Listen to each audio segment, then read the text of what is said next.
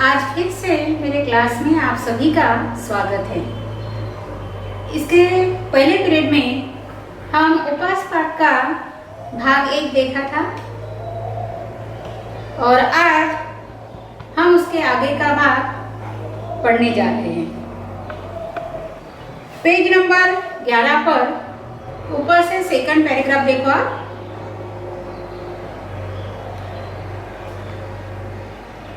पहिला दिवस सुरळीत गेला आणि दुसऱ्या दिवशी व्रतभंगाचा प्रसंग आला। पु ल देशपांडे उन्होंने जो उपवास शुरू किया था और उपवास शुरू करने का कारण ये था कि उनको अपना वेट कम करना है। वेट कम करने के लिए उपवास उन्होंने शुरू किया और घर में बता दिया उन्होंने कि शक्कर के जो पदार्थ है वो घर में नहीं बनेंगे और आज से मैं बिन शक्कर का चाय पीऊंगा। लेकिन पहला दिन तो अच्छा गया, लेकिन दूसरे दिन से जिन्होंने जो भी व्रत किया था उन्होंने वो व्रत भंग यानी व्रत टूटने का समय आया, यानी वो अड़चन उनके सामने आ गई। तो उसके आगे देखो, पहिला दिवस सुरळीत गेला आणि दुसऱ्या दिवशी व्रतभंगाचा प्रसंग आला। जे पहिला दिवस जो सुरू केला होता तो तर व्यवस्थित झालं, परंतु दुसऱ्या दिवशी मात्र व्रतभंग आणि व्रत त्यांचा भंग झाला, तुटला असा प्रसंग आला। तो प्रसंग म्हणजे असा की पहिल्या दिवशी निम्म्याहून अधिक कचेरीला माझा वजन घटवण्याच्या व्रताची वार्ता गेली होती। म्हणजे लेखक म्हणतात की दुसऱ्या दिवशी मी जेव्हा ऑफिसमध्ये गेलो तेव्हा त्या लोकांना पहिल्याच दिवशी मी व्रत सुरू केलं त्याच दिवशीची वार्ता अर्ध्यापेक्षा जास्त लोकांना समजलेली होती। परंतु दुसऱ्या दिवशी आमच्या अण्णा नाळगोळाला प्रमोशन मिळाल्याची वार्ता आली। परंतु दुसऱ्या दिवशी माझ्या ऑफिसच्या अण्णा नाळगोळाचं प्रमोशन झालं आणि त्याने साऱ्या सेक्शनला पार्टी दिली। आपल्या प्रमोशनच्या खुशीमध्ये त्यांनी पूर्ण सेक्शनला पार्टी देण्याचं ठरविलं।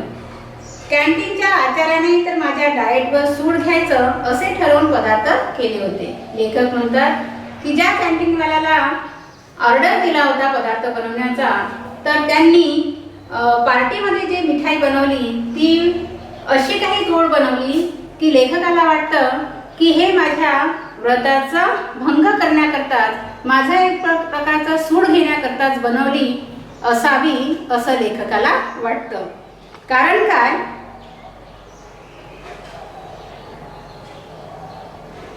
बरे न खावे तर अण्णा नाळगोळाला वाईट वाटणार।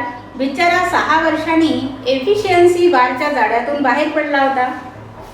लेखक विचार करतात की मी तर व्रत घेतलेलं आहे की मिठाई किंवा गोड पदार्थ किंवा तळलेले पदार्थ मी खाणार नाही, कारण मला माझं वजन कमी करायचं आहे, हे मी व्रत घेतलेलं आहे। परंतु झालं काय की त्यांच्याच मित्राचं अण्णा नाळगोळाचं प्रमोशन झालं आणि समजा त्यांच्या पार्टीमध्ये मी सामील झालो नाही तर मात्र अण्णा नाळगोळाला अतिशय वाईट वाटेल आणि म्हणून पार्टीत तर हजर राहणं किंवा पार्टीत सामील होणं, ते पदार्थ खाणं गरजेचंच वाटलं।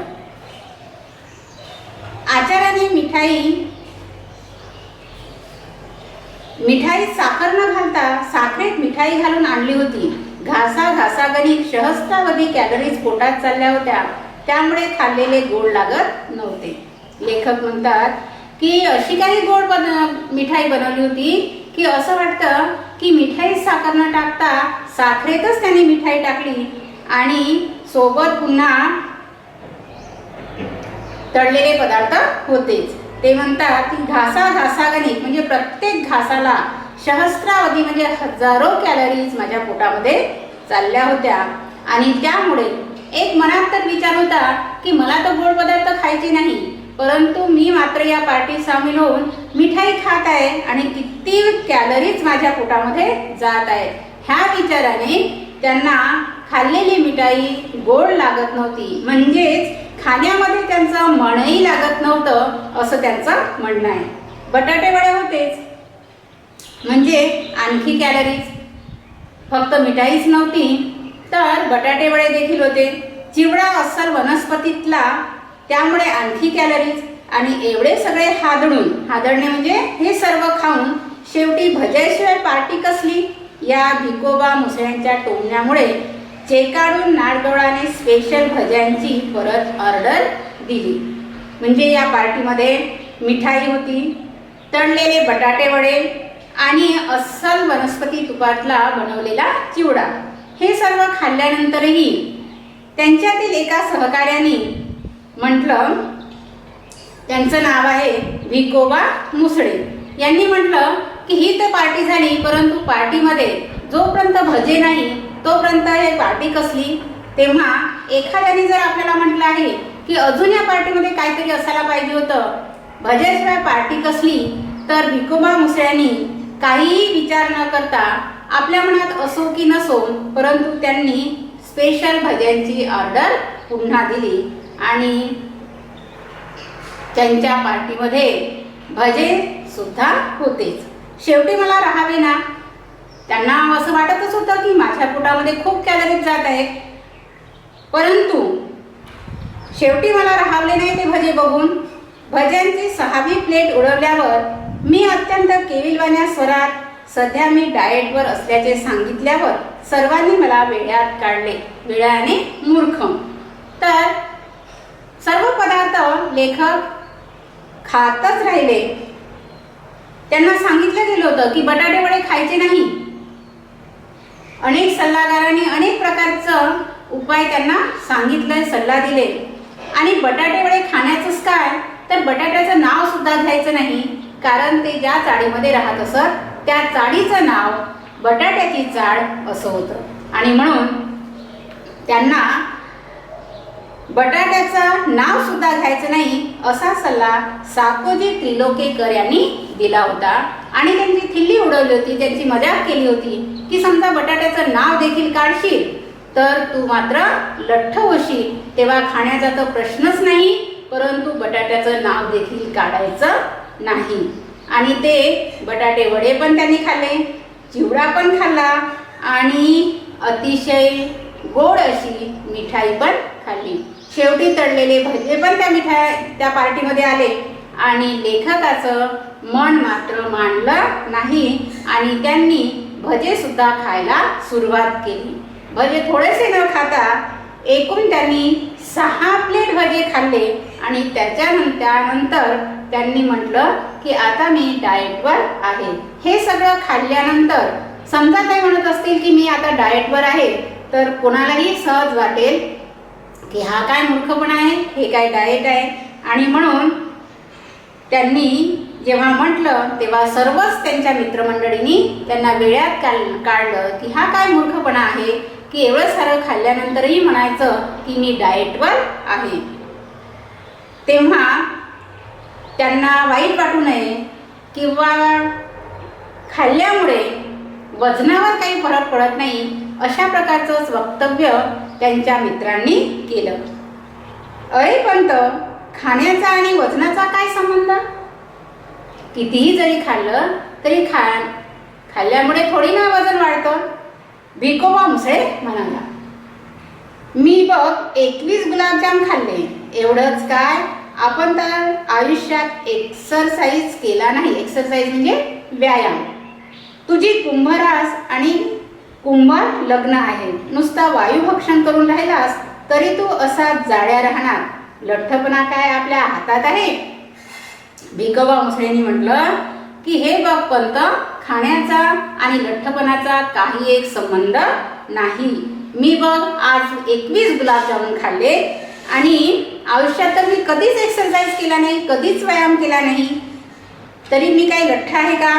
तुझी कुंभरास आहे आणि लग्नही कुंभ, त्यामुळे तू काहीही खाशील नाही. फक्त हवा घेऊन जरी जगशील तरी मात्र तू असाच लठ्ठ राहशील. तेव्हा खाण्याचा आणि वजनाचा काही एक संबंध नाही. तेव्हा तू काहीही काळजी करू नको.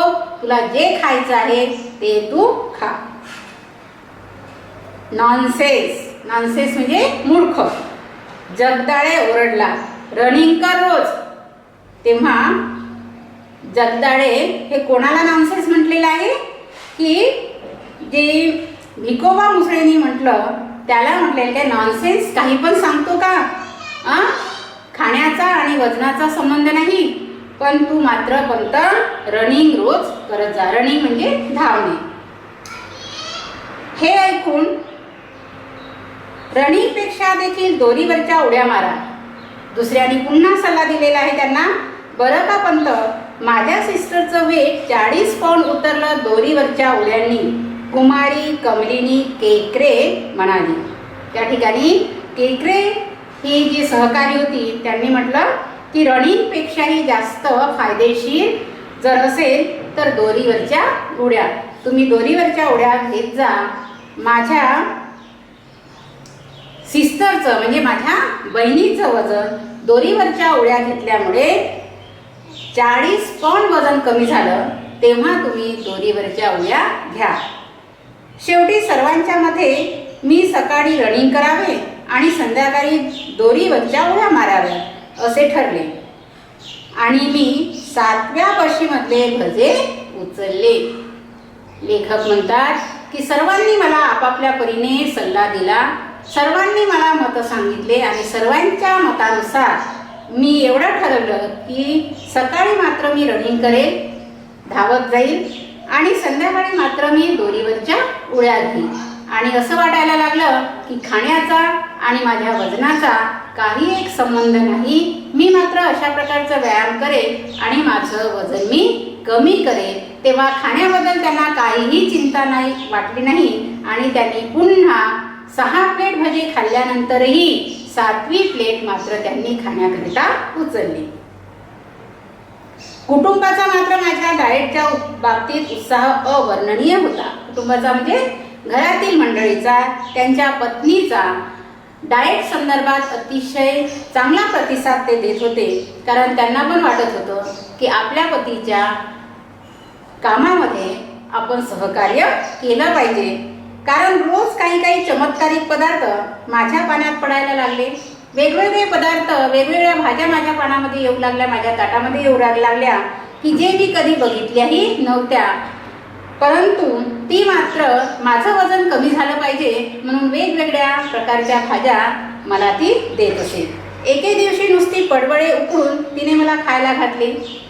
लेखकाचं खाण्याचं सवय म्हणजे भात खाणे, तळलेले पदार्थ खाणे, मिठाई खाणे अशा प्रकारचंच खाणं होतं.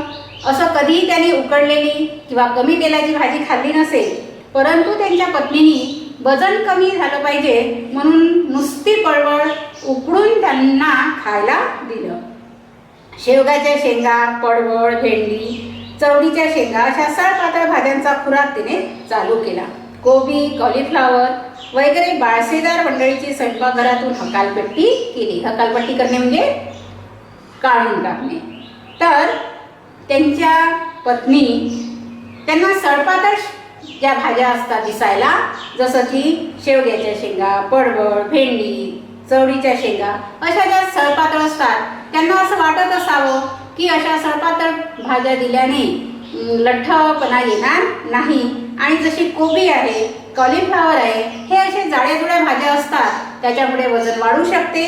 आणि म्हणून त्यांनी ह्या भाज्या न करता ज्या सळपातळ भाज्या होत्या त्याच भाज्या करून लेखकाला खाऊ घालत असत. सकाळचा चहा देखील सुरुवातीला होता तसा राहिला नाही.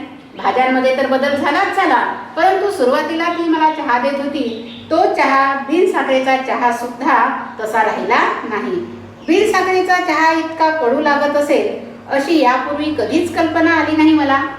लेखक म्हणतात की यापूर्वी तिने मला बिनसाखरेचा पण चहा दिला, परंतु आज जो चहा मी घेतला तो मात्र मला कडू लागला. आणि बिनसाखरेचा चहा एवढा कडू लागतो याची मला कधीही यापूर्वी कल्पना नव्हती. आणि म्हणून त्यांनी विचारलं की चहा सुरुवातीला बिनसाखरेचा असूनही कडू लागला नाही आणि आता का लागतो तेवढं तू मला सांग. तर हे वाक्य त्यांनी आपल्या पत्नीला म्हटलं की पहिल्या दिवशी 2 दिवस तर मला बिनसाखरेचा वाटलाच नाही चहा, म्हणजे बिनसाखरेचा असूनही मला इतका कडू नाही वाटला, आणि आज मात्र एवढा कडू का लागत आहे ते फक्त मला तू सांग. असे म्हटल्यावर कुटुंबाकडून खुलासा मिळाला आणि त्याने स्पष्टीकरण दिलं. हेच ते म्हटलं ते काय उगीच, अहो म्हणजे सुरुवातीला मी तुम्हाला जो बिनसाखरेचा चहा दिला तो बिनसाखरेचा नव्हताच मुळी. त्यांनी सांगितलं की 2 दिवस तुम्हाला जो बिनसाखरेचा म्हणून मी चहा देत गेली ते मात्र बिनसाखरेचा चहा नव्हताच, म्हणजेच त्या चहामध्ये साखर होतीच आणि म्हणूनच लेखकाला तो चहा कडू वाटला नाही, आणि आज मात्र तो कडू वाटला. याचं कारण म्हणजे आजच्या चहामध्ये साखर नव्हती. मग मला बिनसाखरेचा चहा म्हणून काय सांगितलंस? तू मला का सांगितलं की हा बिनसाखरेचा चहा आहे? अहो थोडीशीच राहिली होती साखर, ती संपेपर्यंत म्हटलं घालू, काल संपली, आजपासून बिनसाखरेचा चहा केलाच की साखर न घालता. तेव्हा त्यांच्या पत्नीने म्हटलं की 2 दिवस पर्यंत घरामध्ये साखर होती म्हणून थोडी थोडी मी साखर घालत आली, परंतु काल पूर्ण साखर संपली घरची आणि म्हणून आज मी बिना साखरेचा चहा केलाच की, म्हणजे खलास म्हणजे संपलं.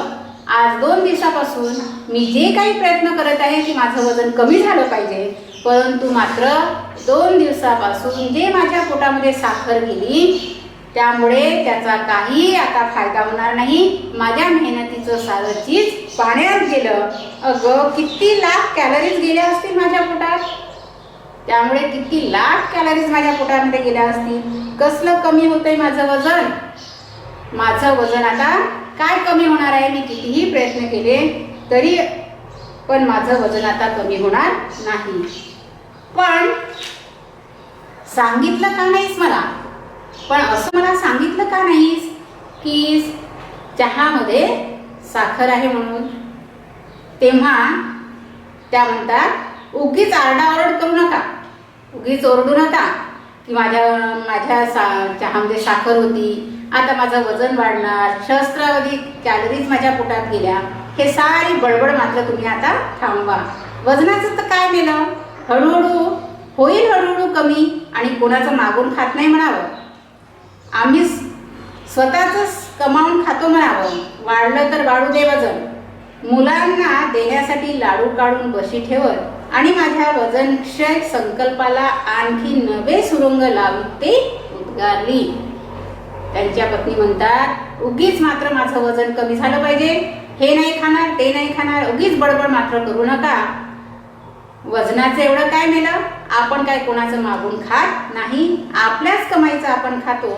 आणि असं म्हणत असताना ती मुलांसाठी जे लाडू तिने बनवले ते लाडू बशीत काढत त्यांनी हे वाक्य म्हटलं, आणि पुन्हा लेखकाची इच्छा लाडू खाण्याची झाली आणि पुन्हा त्यांच्या वजन कमी करण्याच्या संकल्पाला सुरुंग लागले.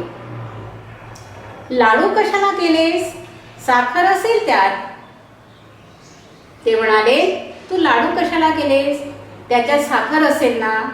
इश्श, साखरेशिवाय लाडू आमच्या नाही घराण्यात कुणी केले? त्या म्हणतात की इश्श तुम्ही काही पण बोलता काय? लाडू म्हणजे बिना साखरेचे बनतात काय? आमच्या घराण्यात तर कोणीही बिना साखरेचे आतापर्यंत लाडू केलेले नाही.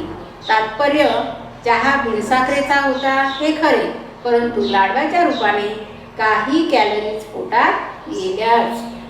त्यांनी त्या दिवशी बिना साखरेचा चहा तर प्याले, परंतु त्याच दिवशी त्यांनी लाडू सुद्धा खाल्ले आणि लाडूच्या रूपाने सहस्रावधी कॅलरीज त्यांच्या पोटात गेल्या.